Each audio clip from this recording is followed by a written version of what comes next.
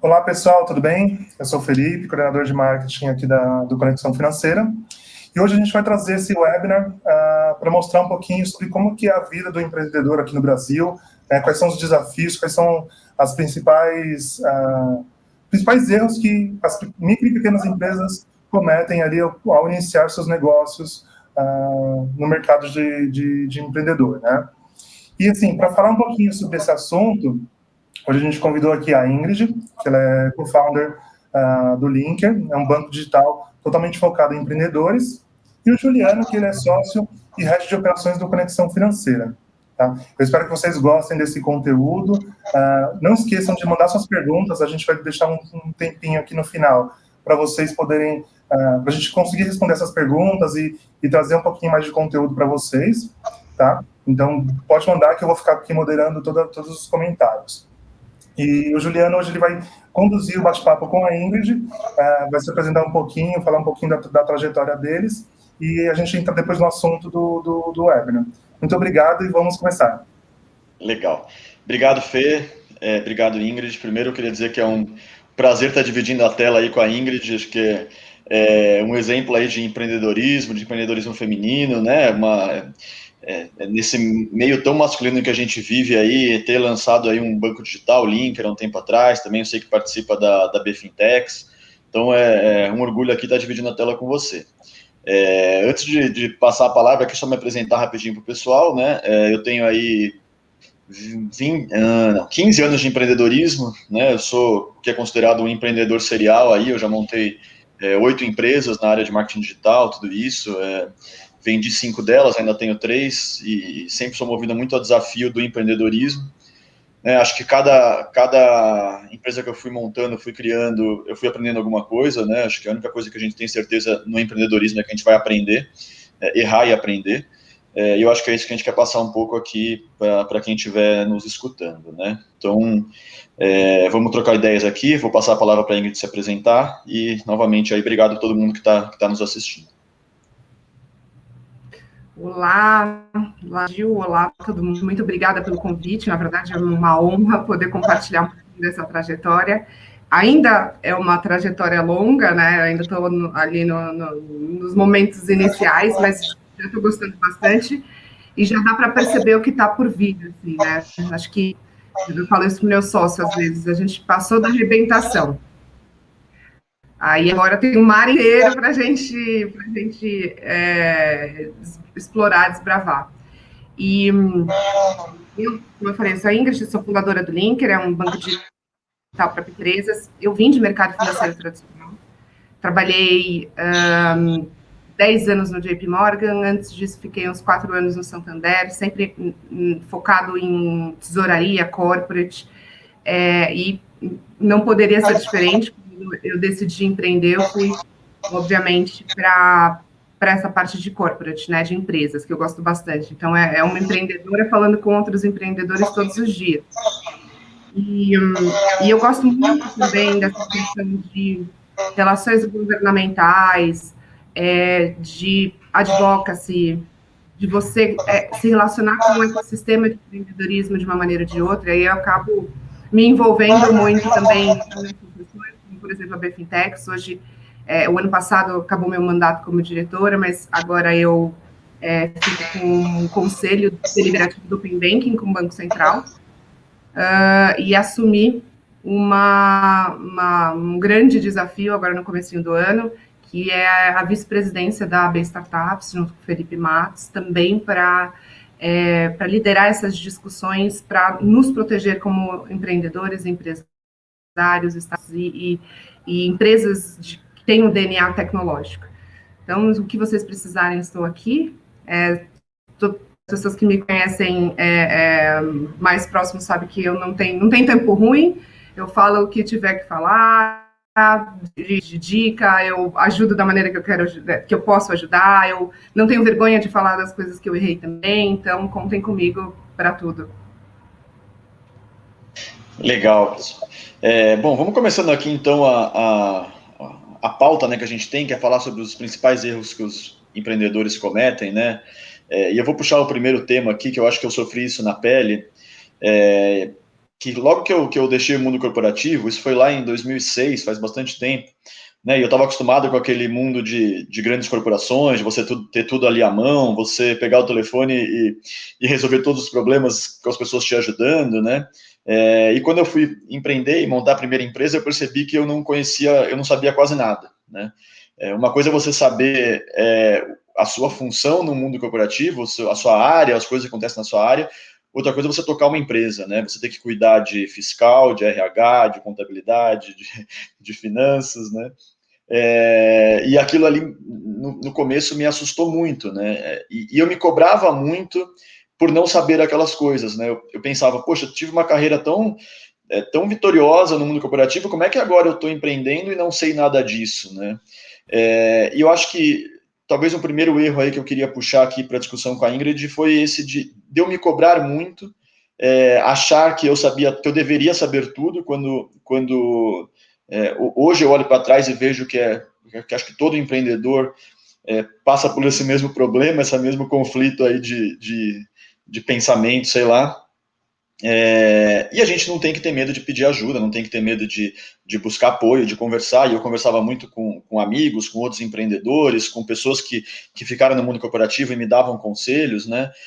Então, acho que o primeiro erro que eu queria puxar era esse: a gente achar que temos que saber tudo, quando na verdade não precisamos saber tudo. Temos sim que aprender, entender, mas é um aprendizado natural, né? Não sei se a Ingrid também teve esse feeling quando ela começou a empreender. Como é que foi? Acho que faz total sentido isso, né? Afinal de contas, assim, como eu falei, eu trabalhava no mercado financeiro, e banco de investimento, né? Banco de investimento americano. Eram muitos processos, né? Então, assim, tanto na sua atividade diária, você tinha um pedacinho só do processo, quanto na estrutura da empresa como um todo. Você tem alguém para perguntar onde é que está caderno, as coisas de material ali de escritório. Você tem alguém, eu tinha na época secretária que marca as reuniões, marca a viagem, não sei o quê. E aí, quando você vai para o empreendedorismo, assim, você vai empreender, você não tem ninguém para fazer nada para você, né? Então, você tem que ir lá, né, colocar a mão na graxa mesmo. E você tem que fazer o processo end-to-end, né? Não é uma coisa assim, fabriquinha, né? Que você faz um pedaço, aí a outra pessoa faz um pedaço, depois você faz o pedaço e junta tudo lá no final para ter o resultado completo. Mas eu tive uma sorte, se é que eu posso dizer que é sorte, né? Eu não gosto muito de sorte porque tira um pouco do mérito das pessoas, mas eu confesso que ajudou muito nessa minha transição, é que eu não fiz essa transição de um dia para o outro. Eu estava lá no mercado financeiro, fiquei 4 meses viajando sozinha pela Ásia, não encontrei a paz interior, só para vender pacote de viagem, voltei um pouco mais surtada, e aí quando eu voltei, eu comecei a trabalhar que hoje é uma grande fintech, na época era uma fintech pequena, que foi o Neon, e eu comecei a trabalhar já com uma posição de liderança, mas assim, foi o tratamento de choque mesmo, porque eu estava saindo de uma estrutura extremamente organizada, já ali com 100 anos de história, para uma estrutura super nova, uma startup, onde, assim, não tinha... Você tinha um monte de coisa para fazer, você pegava, sentava, escolhia o que você tinha para fazer e fazia. E eu fui com um desafio super interessante, que foi construir o produto pessoa jurídica deles, né? E era, assim, uma startup dentro da startup, porque o meu time, era eu que construía tudo, time, cadastro, atendimento, era tudo meu time. Não era separado como era com relação à pessoa física, né, contra a pessoa física. E eu acho que isso foi muito bom para mim, assim, apesar de todos os perrengues que eu passei, quando eu fui empreender, eu já tinha várias lições desse tempo muito aprendidas já e muito claras na minha mente. Então, eu só não programei porque ainda não programo, mas eu fiz de um tudo ali, desde comercial, apresentação para cliente, até, poxa, contratar pessoas, até estruturar pipe drive, estruturar produto, ter ideias de produtos, trazer ideias de clientes que vinham a questionar, enfim. Então, isso foi o que me deu muita base para hoje estar no Linker e fazer com que o Linker tenha o maior sucesso possível, dentro de tudo aquilo que eu venho aprendendo. De novo, assim, é um aprendizado eterno, acho que a única certeza que você tem quando você vai empreender é isso. Mesmo se você falhar, você não falhou, você teve um monte de coisa que você aprendeu, melhorou até em você. Mas eu acho que ter empreendido a conta-gotas, como eu costumo falar, então não ir direto do mundo corporativo para o mundo do empreendedorismo, ter feito essa escala me ajudou bastante. Eu lembro que primeiro dia, assim, trabalhando completamente deslocada, e assim, acho que vocês sabem muito bem, o pessoal de startup é um pessoal um pouco mais descolado, bermuda, tinha gente que ia de bermuda e chinelo trabalhar, e assim, eu fiz um investimento na minha vida durante 10 anos, né, me vestindo social e tal, e aí eu prometi para mim mesma, eu falei assim, eu não vou deixar de gastar essas roupas, né, eu fiz um investimento. Então eu ia, como eu ia para o JP Morgan, para uma startup, entendeu? E eu chegava lá toda quadradinha, toda coxinha. As pessoas olhavam para mim e falavam assim, de onde essa pessoa saiu, sabe? Mas eu falava assim, cara, foi um investimento que eu fiz na minha vida, eu vou continuar usando essas roupas até elas acabarem. E aí eu lembro que que o primeiro dia que eu cheguei, assim, eu só tinha uma mesa, mesmo uma cadeira. Aí eu perguntava para as pessoas, assim, onde é que eu posso sentar? Onde você quiser. Tá, e aí não tinha computador, eu falei, para quem que eu peço computador? Ó, tá ali no armário. Então, assim, era um negócio muito self-service, sabe? Não tinha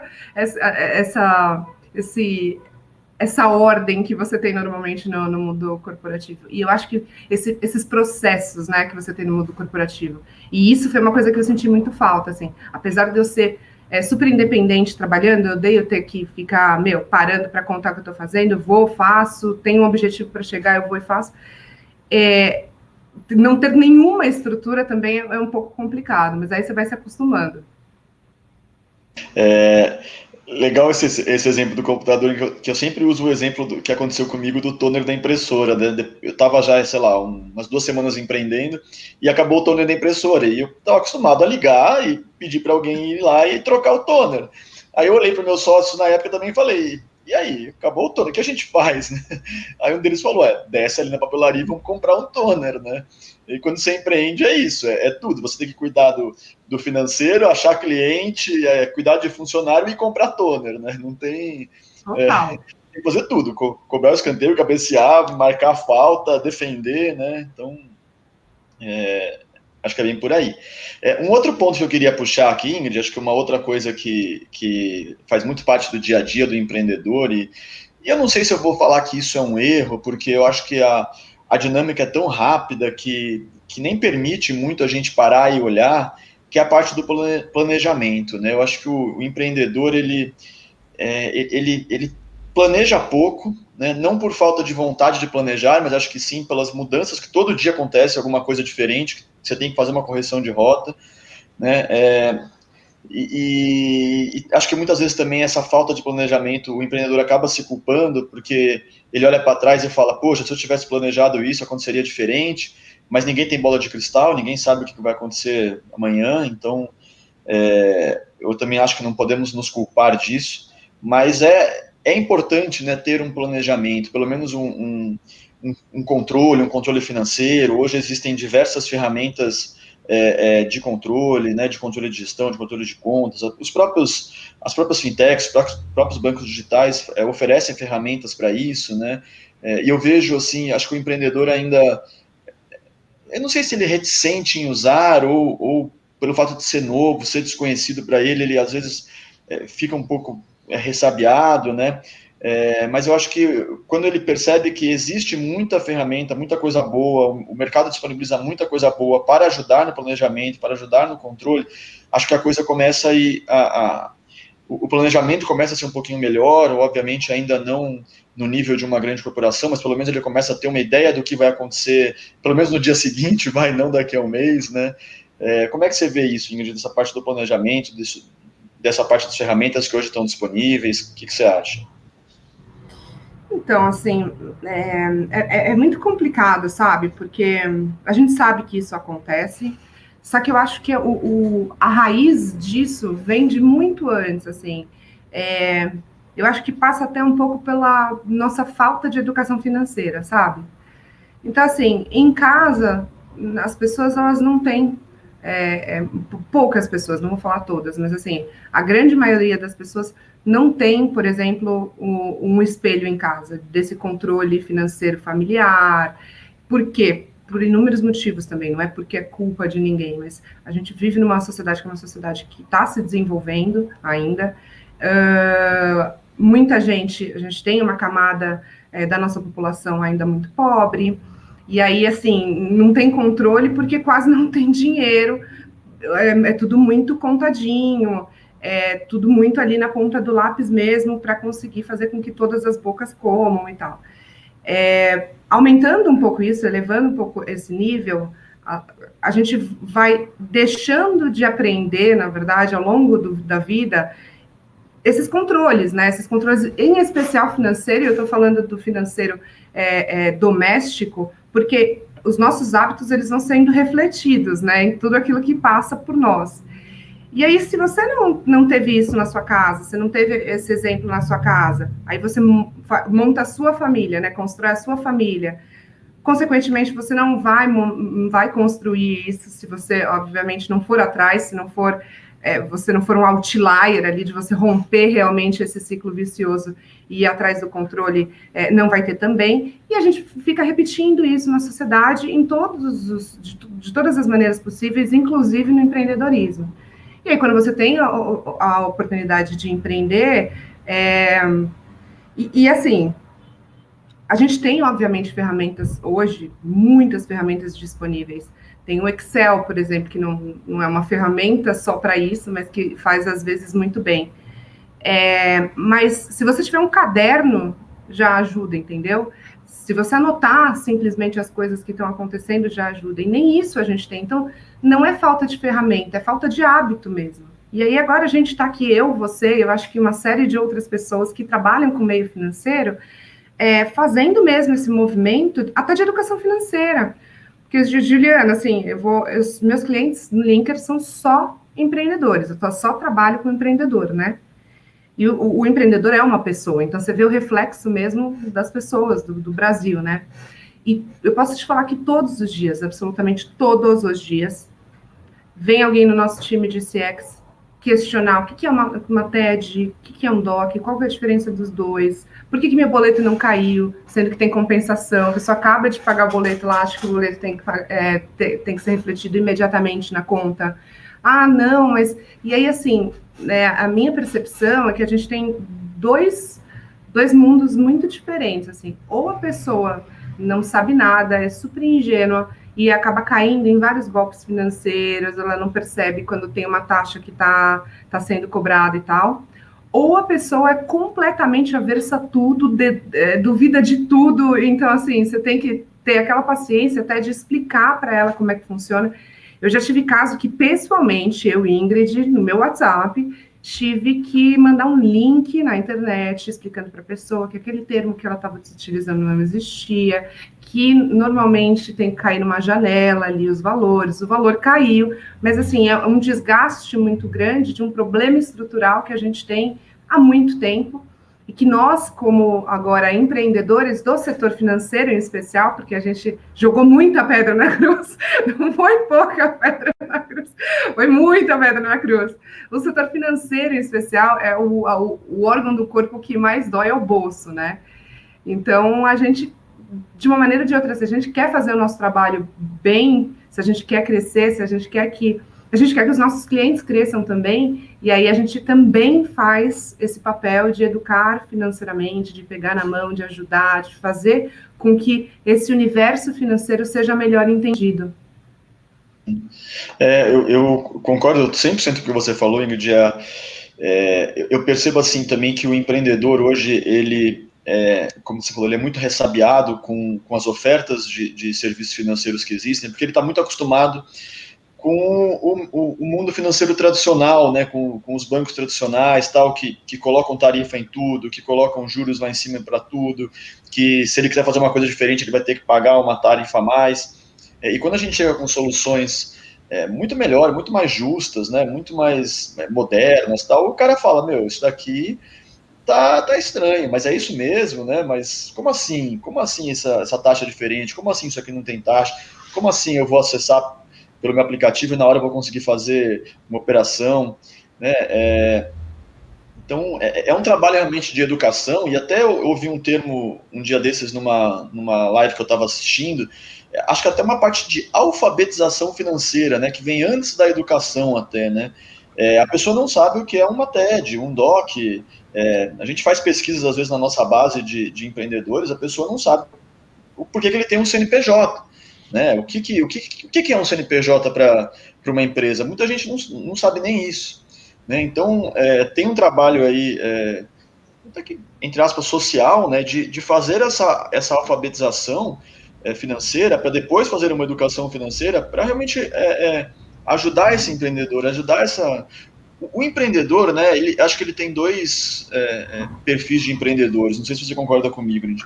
Tem aquele empreendedor que já teve a sua carreira no mundo corporativo, no mundo privado, foi funcionário, e aí pensou e realmente falou, vou empreender, né, que talvez seja o caso de nós dois aqui, né, que foi uma decisão nossa, nós escolhemos empreender, mas tem muito empreendedor, acho que a grande maioria, estamos falando de Brasil, que ele vê o empreendedorismo como a única saída para ele. Né, ele não consegue um bom emprego, ele não consegue se colocar, ele não consegue uma coisa mais formal, ele vai empreender. Né? E aí, quando ele vai empreender, ele não está preparado como talvez nós estivéssemos para empreender, ele está super cru. Né? E aí ele precisa desse banho de loja, né, de entender, como eu dei o exemplo aqui, o que é um CNPJ, por que ele precisa ter um CNPJ, de entender que todo mês ali ele vai ter que recolher imposto, porque a vida de empresa, né, de empreendedora, é todo mês pagar imposto, né. Eu acho que esse é um trabalho que todo mundo aí que está nesse mundo do empreendedorismo financeiro tem que fazer seu papel, tem que ter a sua responsabilidade ali, né. Estamos no Brasil, um país de 250 milhões de habitantes, sei lá, né, um país pobre, né, um país de 80%, estamos falando de classe CDE, mais de 80 talvez, então é difícil, mas acho que eu gosto muito, acho que vocês também aí no LinkedIn, desse papel de, entre aspas, social, né, de ensinar, de educar e de fazer a economia girar, né. É um propósito, né, Juliana? Eu sou muito, assim, apesar de todos os perrengues, né, que todo empreendedor passa, eu sou muito feliz com o que eu faço, sou apaixonada por tentar trazer um pouco mais de dignidade financeira para essas pessoas, para esses empreendedores. Eu acho que o empreendedorismo é o que vai salvar o país. Não sei se eu estou sendo muito idealista, mas as relações de trabalho elas estão mudando, e diferente do que era antigamente, né, que os nossos pais ou trabalhavam em grandes empresas, ou então eram funcionários públicos. Hoje em dia, essas relações elas estão sendo transformadas, a gente ainda não tem certeza de como isso vai acontecer, mas sempre tem oportunidade para empreender. Então, se tem uma coisa que eu acho que vai ficar cada vez mais forte, é o empreendedorismo, e quanto mais oportunidade você dá da pessoa aprender e tal, ela vai lembrar da sua marca naturalmente, sabe? Então, eu, assim, toda vez que me perguntam sobre isso, falar qual que é o seu sonho com relação ao Linker, eu quero que um dia a pessoa que abre o CNPJ, ela já pense, agora eu vou abrir a conta no Linker, sabe? Assim, automaticamente.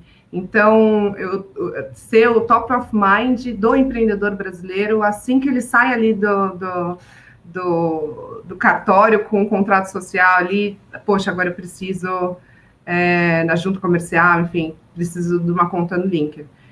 Porque é isso que vai mostrar para a gente que a gente está fazendo um bom trabalho nesse suporte com relação ao empreendedor. Temos uma pergunta aí, Ingrid. Como vocês sugerem que micro e pequenas empresas façam a gestão financeira quando não possuem funcionários? Não sei se a pergunta é quando não possuem funcionários para fazer a gestão financeira ou se é quando não possuem funcionários trabalhando e que demandem mais uma gestão financeira melhor, né? Vou falar minha opinião aqui, depois eu passo a palavra para a Ingrid, mas acredito que hoje existem vários, eu estou pensando agora no caso de empresas que não possuem funcionários para fazer a gestão financeira, tá? Então, assim, existem várias ferramentas que permitem um controle, permitem uma gestão financeira, ainda que não a ideal, mas pelo menos que resolva boa parte dos problemas do dia a dia, né? Uma empresa pequena, uma microempresa, né? Ela não tem assim, uma complexidade financeira tão alta, né, como uma grande empresa. Então ela vai ter ali algumas contas a pagar, algumas contas a receber, né, algum valor para antecipar, um fluxo de caixa, né, mas não, em teoria não tem muitas operações estruturadas, né, coisas assim. Então eu acho que o mercado disponibiliza, sim, até alguns casos até sem custo, aí, a gente sabe que existem ferramentas muito boas, né, de gestão financeira para pequenas empresas, para microempresas, coisas mais simples, que ajudam muito nisso. Não sei se a Ingrid concorda aí que... Não, total, assim,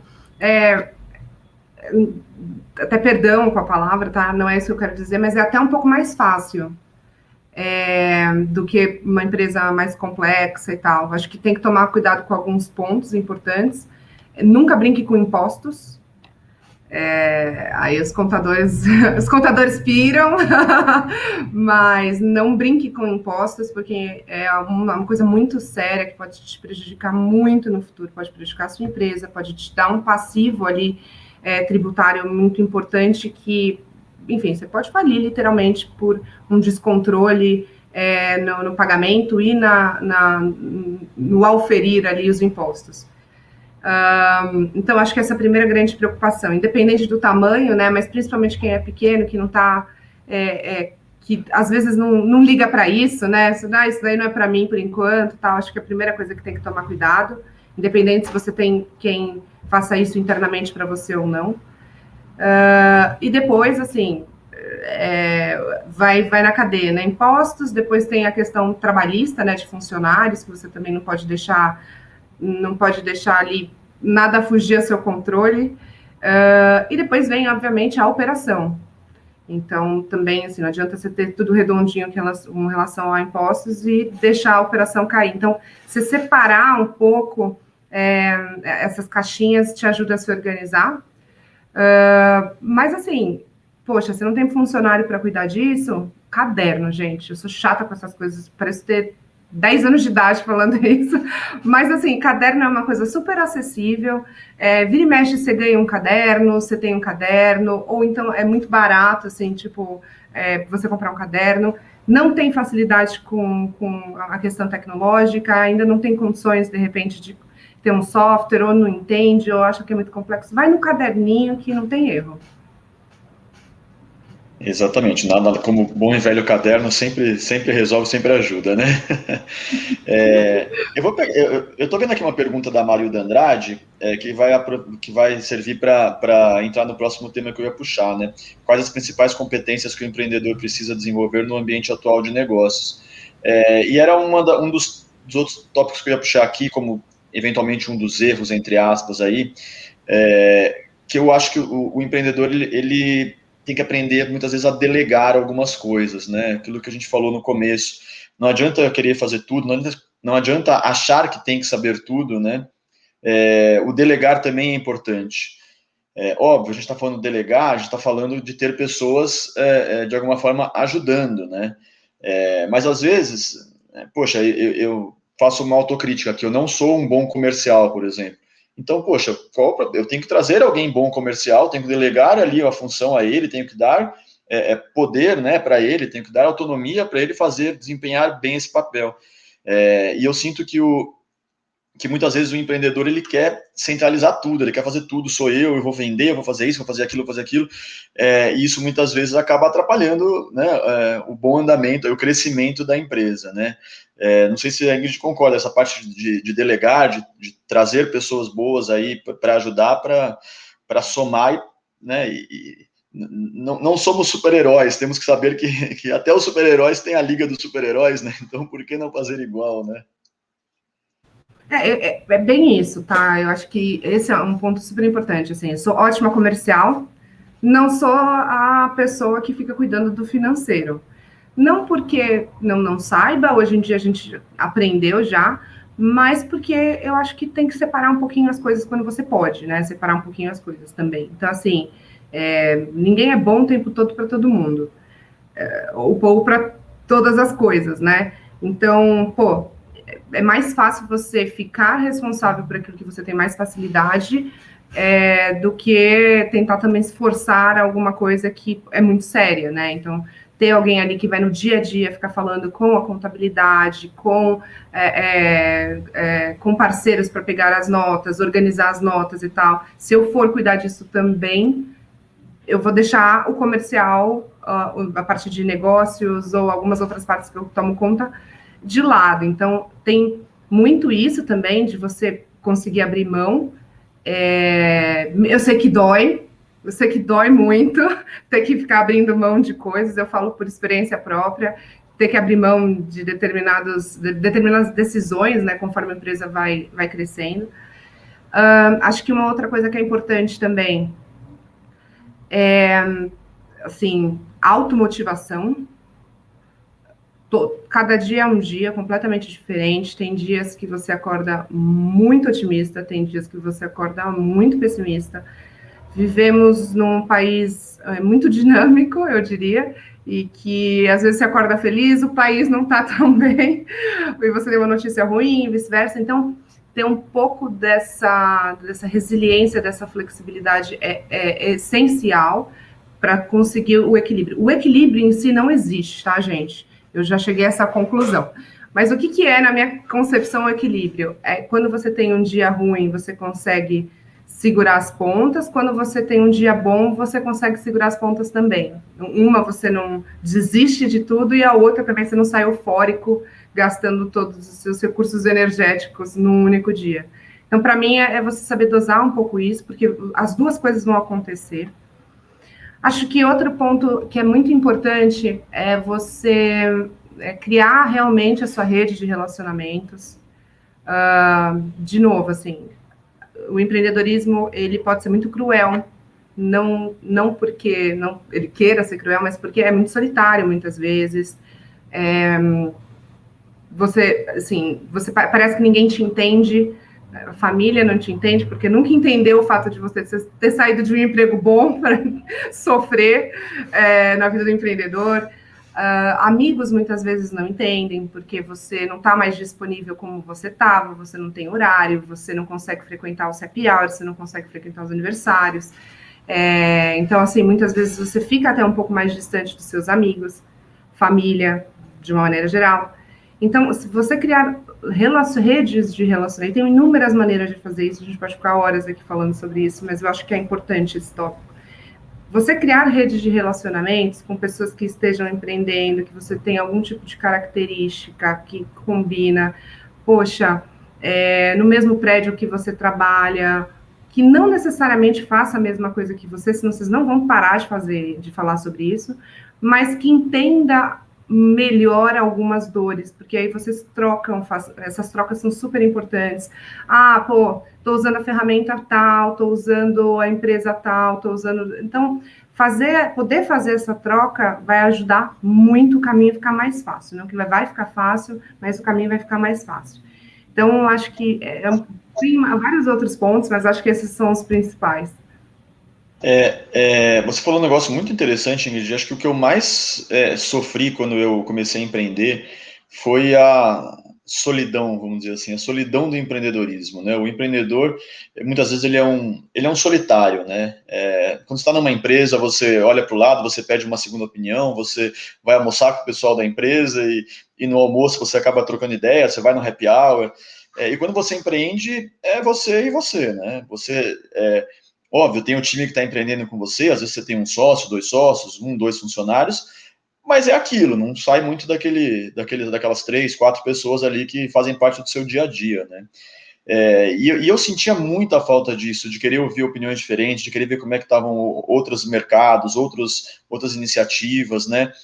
Então, no começo, eu ia muito almoçar com amigos que estavam empreendendo, fazia questão, às vezes, de ir comer uma pizza e trocar ideias, entender as dificuldades do outro, porque a dificuldade do outro, se já não foi a sua, vai ser a sua uma hora, então como que o outro resolveu o problema pode te ajudar, como você resolveu o problema pode ajudar ele, né? E hoje, quando eu comecei a empreender, não existia WhatsApp, não existia, sei lá, redes sociais como são hoje, né? E hoje a gente tem muita possibilidades, né, dessa troca de experiência, sejam em grupos de WhatsApp, seja em grupos de discussão de redes sociais, né, seja em eventos que várias associações promovem, né, webinars agora com a pandemia, acho que todo dia, se a gente quiser participar de um webinar, a gente consegue, com temas riquíssimos, com temas que super agregam, gratuito, né? Tipo... Gratuito, exato, né? Então, assim, o empreendedor não pode dar a desculpa que não tem acesso à educação financeira, educação de empreendedorismo, vamos dizer, ou à troca de experiências. Se ele fuçar ali 2 minutos no Google, ele vai achar coisas gratuitas, que ele não precisa despender ali um recurso, e vai ter um aprendizado muito, muito legal, né? Até como... Tem também a questão do... Imagina, grupos no WhatsApp também. Eu faço parte de alguns grupos de empreendedores, que a grande maioria eu nunca nem vi na vida, assim, tá lá dentro daquele fórum, daquele ambiente, e cara, ajuda pra caramba, assim. O que mais tem é esse tipo de troca. Então, pessoal, o que vocês estão usando de ferramenta assim, assim, assado? O que vocês estão usando para marketing digital? Qual empresa vocês estão usando para isso? E aí um monte de gente vai compartilhando, você vai sabendo até de soluções que você não conhecia, mesmo fazendo busca em Google, assim. Então a prática, ela é muito interessante, e quando você consegue trocar isso com outras pessoas que estão usando essas ferramentas, essas dicas que elas estão dando, é outra coisa, assim, é muito bom. Outra coisa, a gente tá até vendo aqui um comentário aqui no chat do Alexandre Freitas, né? Persistir sempre. Acho que o empreendedor também, né? Todo dia ele tem que persistir, e eu não sei com você, acredito que já, mas comigo já aconteceu várias vezes de eu querer desistir, de eu falar não dá mais, não é para mim, vou voltar para o mundo corporativo, já cansei, né? Mas aí eu acho que tem um ponto bom do empreendedorismo, é que ele permite, como você é dono do seu nariz, você é dono do seu tempo, você é dono do seu horário. Quantas vezes eu não peguei, sei lá, uma quinta e uma sexta-feira e falei, vou descansar minha cabeça, vou colocar a cabeça no lugar, vou repor minhas energias, né? Que no mundo corporativo não daria, né? Não posso chegar simplesmente e falar, olha, eu não vou trabalhar amanhã e sexta porque eu preciso colocar a cabeça no lugar, né? Quando você é empreendedor, eu acho que também é muito importante você ter esse tato, né? Ter esse feeling. Não, agora eu preciso parar 1 dia, 2 dias, 3 dias, colocar minha cabeça no lugar, refrescar as ideias, ler um livro, sei lá, ir para a praia e ficar olhando o mar, sei lá o que for, né? Porque o empreendedorismo é difícil. Todo dia você tem que matar um leão, você vai pensar em desistir várias vezes, você vai falar que não é para você, que você não nasceu para isso, e você vai olhar para, acho que deve acontecer muito com a Ingrid também, você olha para as pessoas que estavam com você na faculdade, na escola, ou no mundo corporativo, você olha e fala, puxa, o fulano hoje está hiper, super bem ali, está com o dele garantido todo mês, no final do mês, ali na conta, né, e eu aqui ralando, né. Então vai acontecer, mas por outro lado é muito prazeroso, né? Quando a gente começa a ver as coisas acontecendo, né? A empresa crescendo, a empresa gerando emprego, a empresa gerando receita, né? Ajudando de alguma forma aí o país mesmo, né? Acho que a Ingrid falou agora há pouco, né? O empreendedorismo pode salvar o país. Eu sempre falo isso, né? Quando eu decidi empreender, não, óbvio, foi por um objetivo de empreender, ser dono do meu nariz, mas também para ajudar a economia, para gerar emprego, né? Quando a gente gera um emprego, a gente está ajudando uma família, né? Uma família que às vezes tem 3, 4, 5, 10 pessoas, né? E é muito prazeroso quando o negócio dá certo, né? A Ingrid, eu acredito que também já deve ter pensado em desistir várias vezes, né? Mas está aí persistindo, né? Então... Todos os dias, em algum momento do dia, só estou variando, assim, às vezes é de manhã, às vezes é de tarde, às vezes é de noite. Não, brincadeiras à parte, assim, é super normal ter vontade de desistir, assim, principalmente quando você, poxa, a gente lançou nosso produto oficialmente, né, a gente ficou ali o ano de 2019 todo construindo o Linker, tecnologia, time e por aí. Aí, em outubro de 2019, a gente fez o primeiro lançamento oficial para mercado, a gente estava só com beta testers. Tivemos um Natal, Ano Novo, Carnaval muito bom. Então, assim, o número de abertura de contas superou o que a gente imaginava, principalmente porque a gente gastava R$0 de marketing, a gente tinha acabado de lançar o produto, o MVP. Veio uma pandemia. A gente não trabalhava remoto, e aí foi uma sucessão de acontecimentos, assim, que te impactam como ser humano, né? Não é só como empreendedor, assim, te impactam como ser humano, como família, né? Filha, como amiga, você fica preocupada com, as pessoas de uma maneira geral, você fica preocupada com as pessoas do time, você fica preocupada com a saúde do seu business. Enfim, é assim, uma avalanche de preocupações. Então, é super natural quando você está tão baqueado, assim, por esses acontecimentos que muitas vezes fogem da sua mão, assim, do que você pode fazer, do seu controle. Mas a questão é que, de novo, você tem que estar muito alinhado com o seu propósito, e não é romântico falar isso, tá? É que já é difícil. Se você não está alinhado com o seu propósito, realmente fica insuportável. E aí, uma coisa que tem que ser prazerosa, tem que ser, por mais sofrido que seja, você tem que ter algum prazer fazendo aquilo que você faz.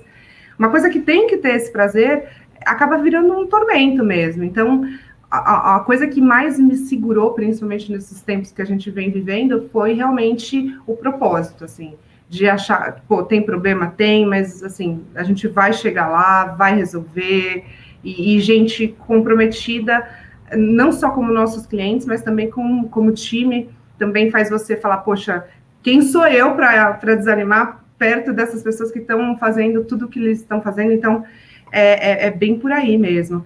E uma outra coisa que eu queria falar, assim, que é muito difícil fazer, eu sei, mas uma vez uma grande chefe minha no JP falou, que é não olhar para a grama do vizinho, assim.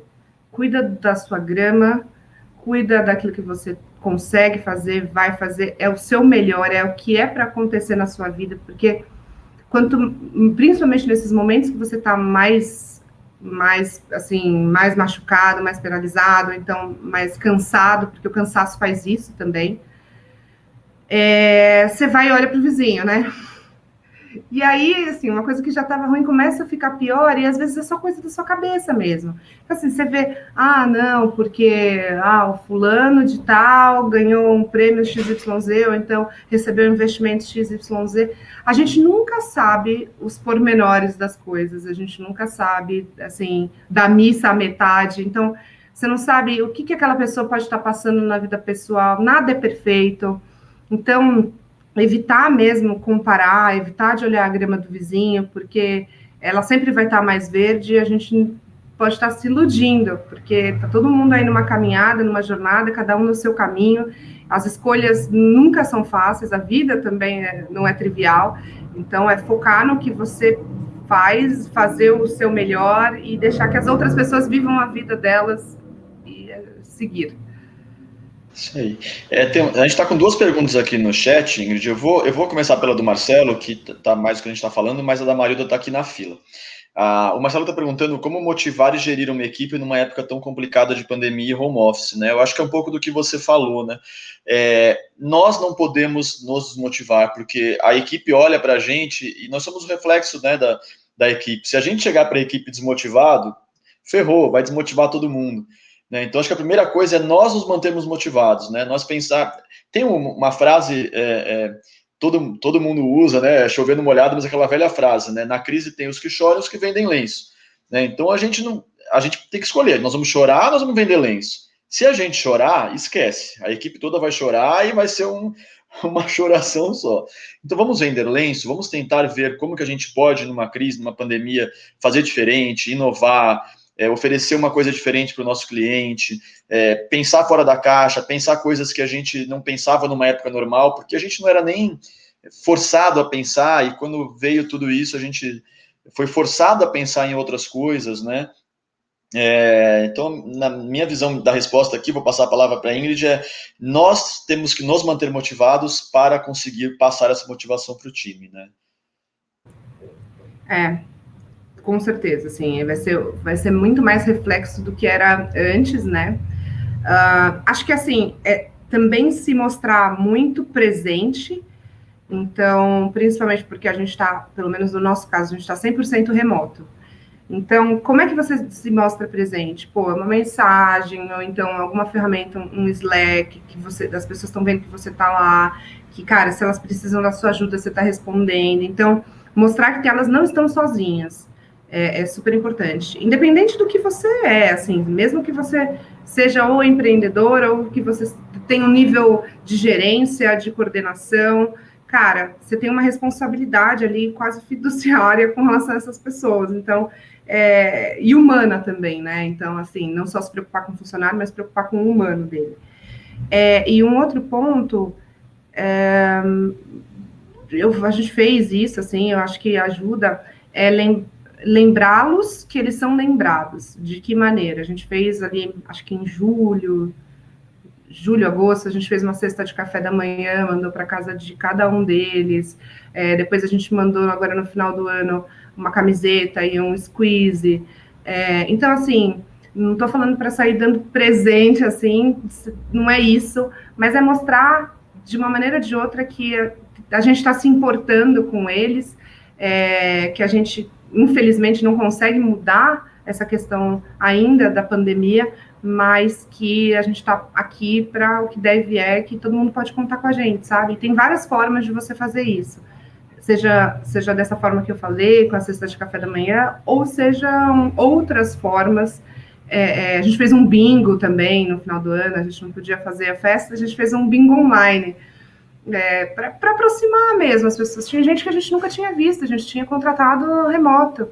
Então, para ir criando, né, esse vínculo, esse rapport mesmo em ambientes digitais. Legal.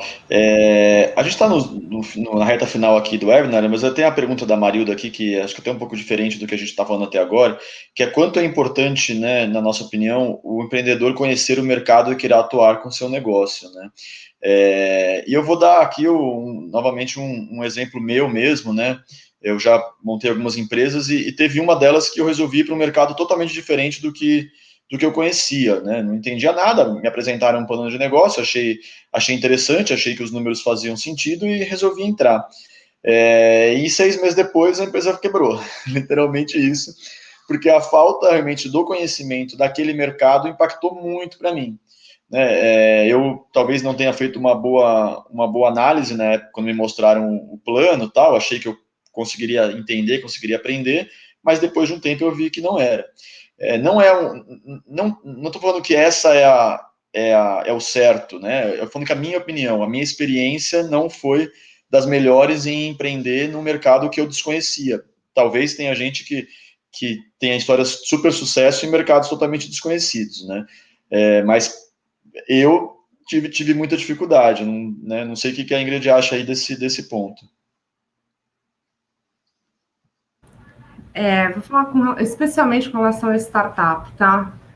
Eu já mentorei várias startups nos programas do Startup Weekend e outros programas de aceleração, de maneira voluntária, né? Porque a gente não tem nada para fazer na vida, a gente se enfia nessas mentorias. E uma das coisas que é de praxe, assim, é padrão, de um pitch, quando você está construindo essa ideia de MVP, startup, tal, não sei o quê, é o mercado. Então, tem um slide nos pitches dedicado ao mercado.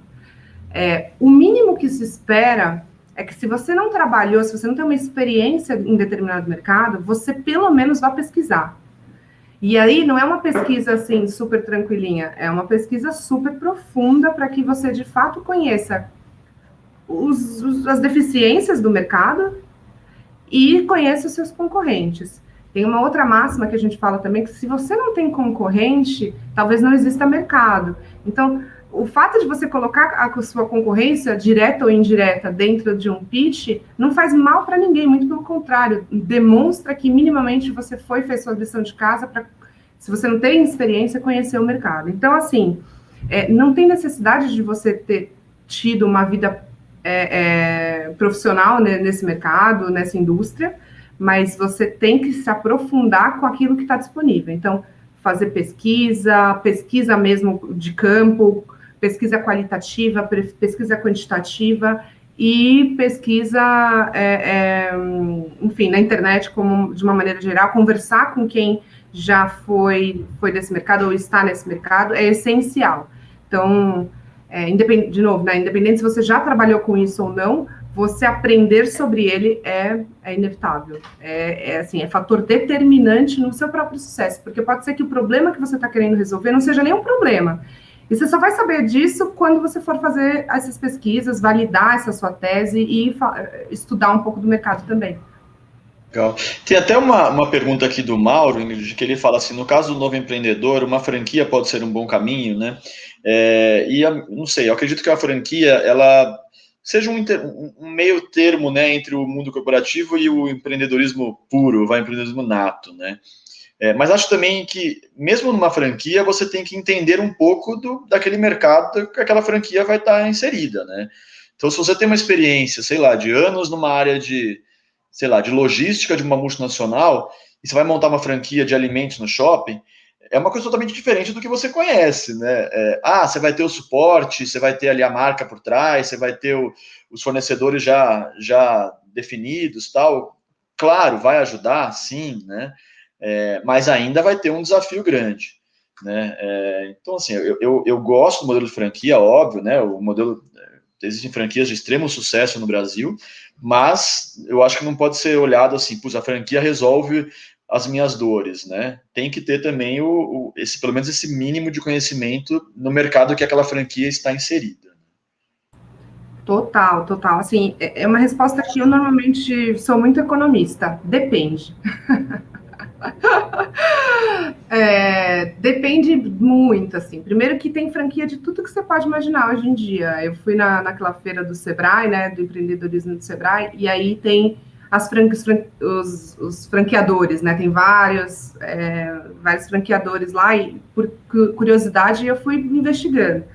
Hoje você tem franquia desde lavanderia até mala de viagem, aluguel de mala de viagem, até perfume, aí tem as mais tradicionais de comida e tal. Então, também é um mundo gigantesco, assim. Fora isso, você tem... Não dá para a gente entrar muito iludido, né? Então, assim, tem que ter um planejamento também. É um dinheiro normalmente alto em franquia. Alto, assim, obviamente que depende do tipo de franquia, mas é um investimento que você tem que fazer, que às vezes empreendendo em uma outra coisa mais tradicional, que não seja uma franquia, você não tenha que ter esse recurso disponível ali no momento zero, você consegue começar com quantias menores.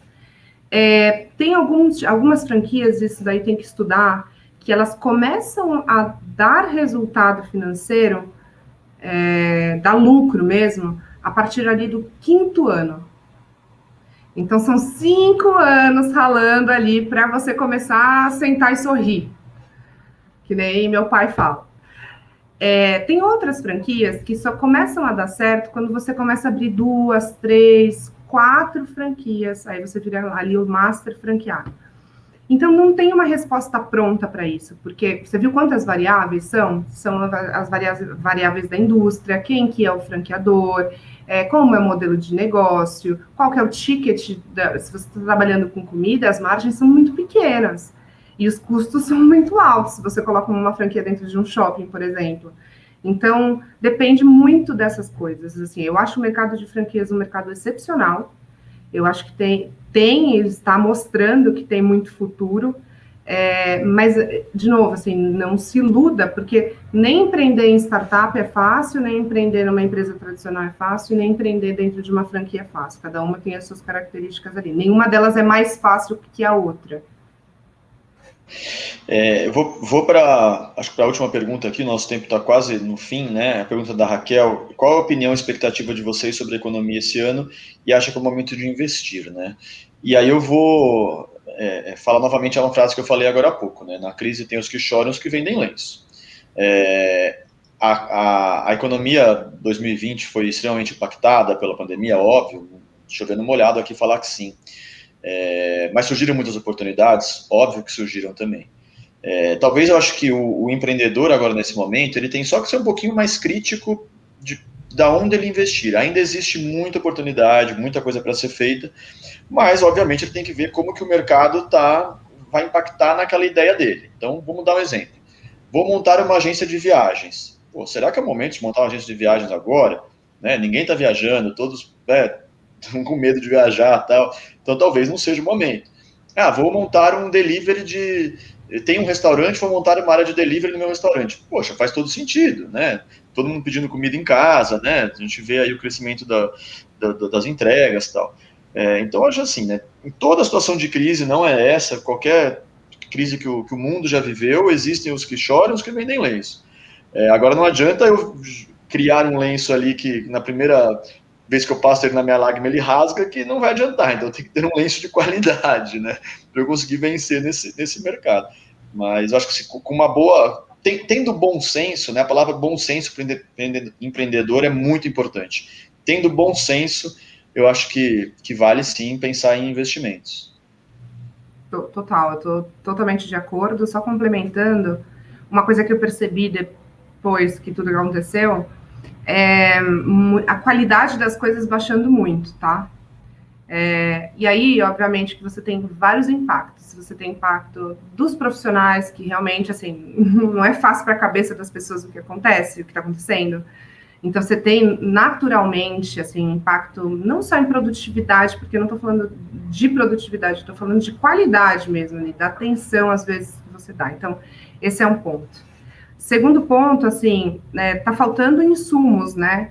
Então, só para vocês terem uma noção, eu uso aquele aparelho móvel, demorei um tempão para receber o aparelho, porque estava faltando insumos para fabricar a plaquinha que eu uso. Então, assim, a gente está num momento em que tá de escassez, tá? De escassez de várias coisas.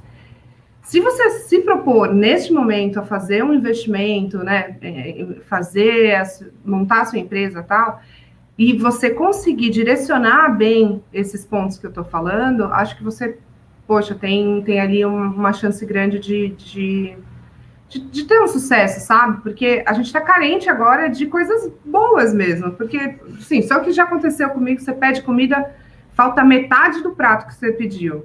Aí você vai na padaria que você sempre foi comer, o PF que você sempre comeu, tipo, o negócio estava tão salgado que você não conseguiu comer. Aí você vai, não sei aonde, diminuíram o tamanho da embalagem do produto e agora você paga o mesmo preço por menos produto. Então, essas coisas, assim, para o consumidor, deixa o consumidor bastante chateado, assim, bastante irritado. Então, se você quer montar um negócio, estou falando de bem de consumo, mas seja um serviço, seja o que for, faça com qualidade, porque, assim, com certeza você vai se destacar, porque o que a gente mais está vendo é a qualidade caindo. Bom, acho que estamos no finalzinho aí, né? O tempo já está quase estourando. Eu queria novamente aqui agradecer aí a conversa, né? Acho que foi um orgulho aqui dividir essa tela com você.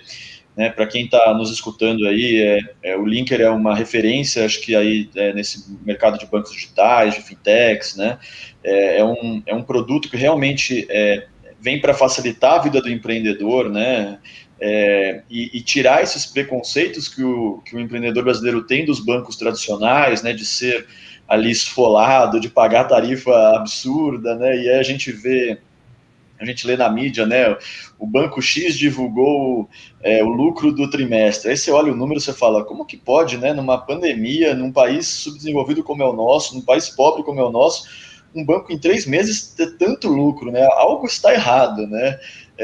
E acho que o Linker e outras iniciativas, outros players do mercado aí que também fazem trabalhos excelentes, estão ajudando a mudar um pouco esse cenário, né? Então, espero que o pessoal que tenha participado aí tenha gostado, tenha tirado aí ideias, né? Tenha resolvido algumas dúvidas, né? Acho que eu sou extremamente favorável ao empreendedorismo. Todo mundo que me pergunta, que vem me pedir conselho, eu falo para empreender. Às vezes a pessoa fala, mas eu trabalho há tantos anos na empresa, eu tenho estabilidade. Eu falo, vai empreender, empreende, vai ser dono do seu nariz, vai gerar economia, vai dar as cartas você, né? Mas eu sou suspeito para falar porque eu estou há muitos anos fazendo isso e e tive algum sucesso. Então, novamente, eu queria agradecer e vamos marcar próximas conversas aí com outros temas. Fechadíssimo, muito obrigada pelo convite. Eu adoro bater um papo, né? Agora que a gente tem menos happy hour, então essa é uma oportunidade também da gente trocar. Muito, muito obrigada. Prazer estar aqui e vamos juntos construir esse ano que vai ser incrível, fenomenal para todos nós empreendedores. Obrigado, Ingrid. Obrigado, pessoal. Obrigado, Felipe, que fez a moderação aí. E até a próxima. Beijo. Tchau, tchau. Valeu.